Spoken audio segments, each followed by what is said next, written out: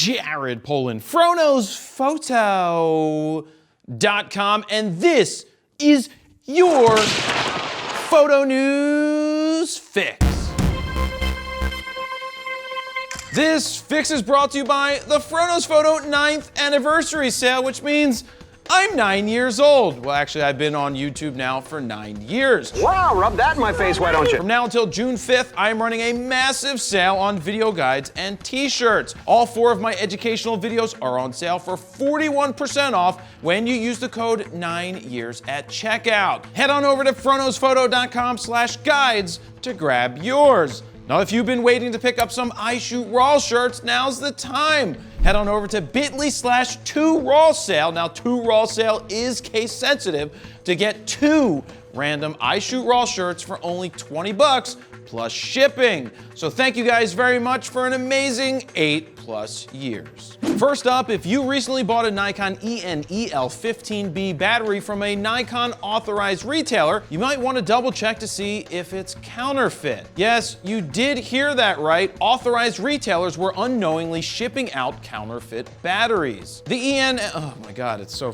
long. That's what she said. The EN-EL15B is compatible with so many different Nikon bodies, from the D810 to D850 to D500, Z6, Z7, as well as a few others. After customers started receiving emails about the bad batteries, DP Review was able to get an official statement from Nikon. We have been made aware that some customers who purchase individual EN-EL15B batteries from authorized Nikon retailers received defective products. These batteries are not genuine and were not manufactured or distributed by Nikon USA.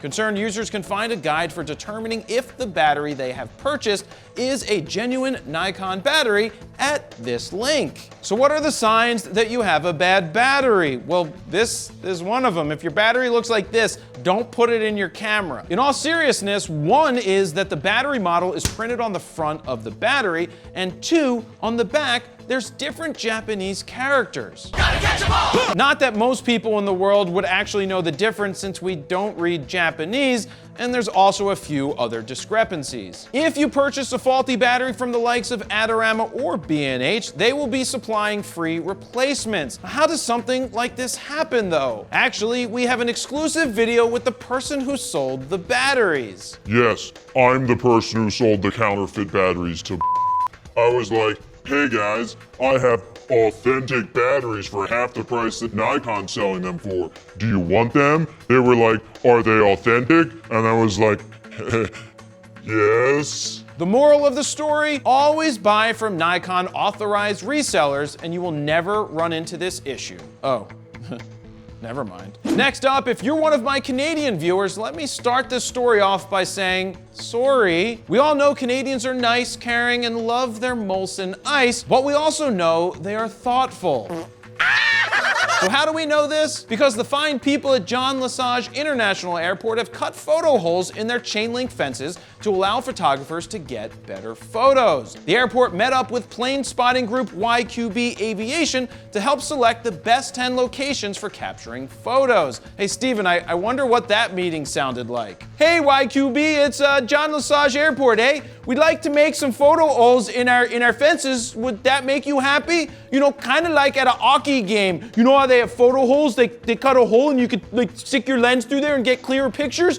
Yeah, we'd like to do that at our airport so that you don't get chain link fences in there. Would that make you happy, eh? At the 10 locations, you will find metal frames with holes cut in them that say, a space reserved aux photographers, which translates in English to, if you're not a photographer, get the f away from my photo hole. F you, buddy. This is actually pretty cool, and I wonder if more airports will follow suit. Could Canon be readying even more professional RF glass to come out before the end of 2020? No. I guess the better question should have been, is Canon ever going to release a pro mirrorless camera to take advantage of all this great RF glass? No. Canon Rumors is reporting that the next pro RF glass we might see will consist of a 400-2.8, 500 f4, 600 f4, 24-1.4, 135, 1.8, and a first-of-its-kind macro lens, which Dan might be happy to use, because now he'll be able to see his It seems that Canon is all in on RF glass. Now, let me let you in on a little secret. I think Canon is the sleeper in the industry.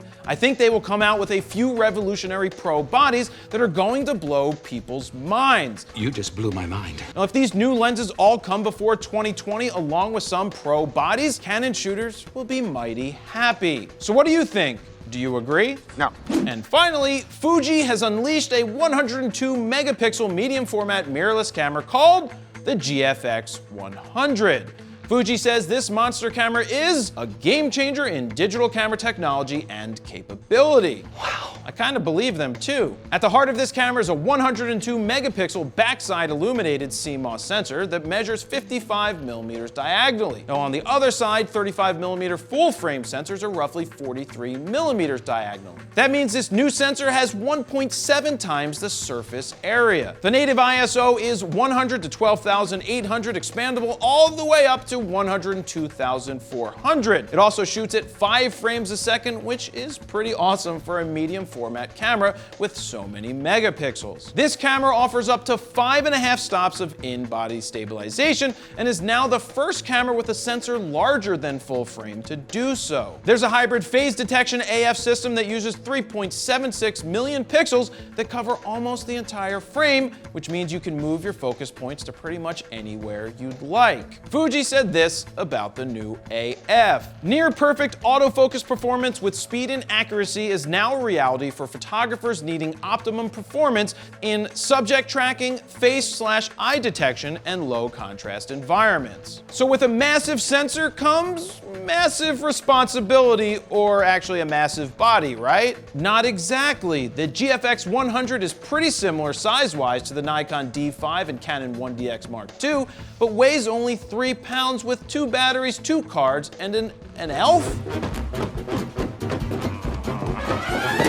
EVF! All right, EVF attached. Speaking of EVFs, it's removable. That means you can take this EVF off and swap it out with something like a swiveling and tilting one. Another major feature of the body is it has 95-point weather sealing, is dust resistant and weather resistant as well. Not to mention it has a built-in vertical grip that's a first for GFX cameras. What's the price, Jared? Hold on, Steven, we'll get there in a minute. There's still more to talk about before we get to the price. There's dual SDXC card slots, though I would have preferred having XQD/CF Express. There's a USB-C port, microphone, headphone jack, 16 film simulations, which I think are really meant for people who shoot JPEG. So if you're thinking of buying this camera to shoot it with JPEG, go open a window and jump out of it, because you should be shooting RAW. Speaking of RAW, you can shoot 16-bit RAW photos, and tethering support is now there for Capture One. It's priced reasonably well at just under $10,000. Seriously, for what it offers, $10K to a professional isn't that bad.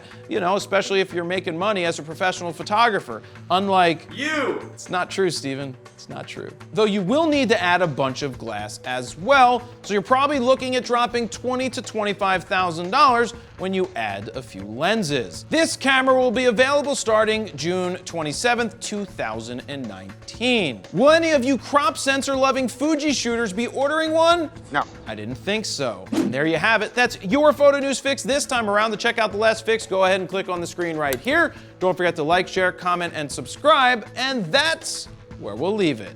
Jared, Polin, FroKnowsPhoto.com. See ya.